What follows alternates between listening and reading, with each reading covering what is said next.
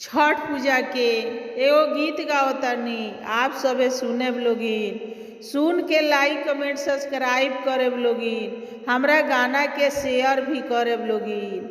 अरे छठिया बरतिया नियर रइले, नइखे अर्घा के सामान। अरे छठिया बरतिया नियर रइले, नइखे कोसी के सामान। अरे कहेले कवन सेवका अपना धनी से, सुन धनी वचन हमार, सुन धनी वचन हमार। अरे हमारा के धनी बान्हे धद, किनेल छठी के सामान।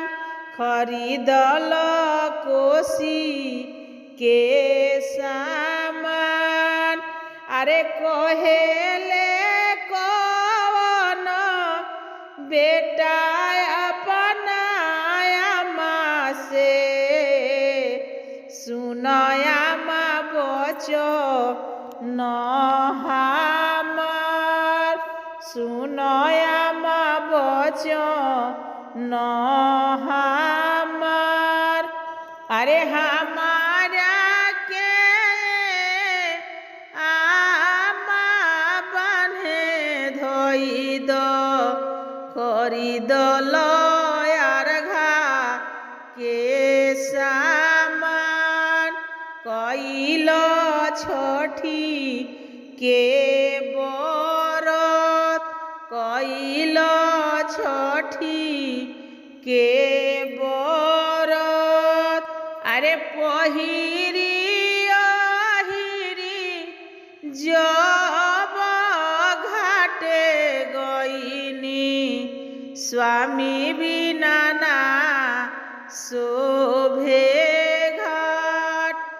अरे पहिरी अहिरी जब घाटे गइनी, बेटा बिना ना शोभे घाट। अरे लेहू लेहू डमवा आपन दौरावा, हमारा स्वामी के भेजा। अरे लेहू लेहू डमवा आपन सिपुलिया, हमारा स्वामी के भेजा।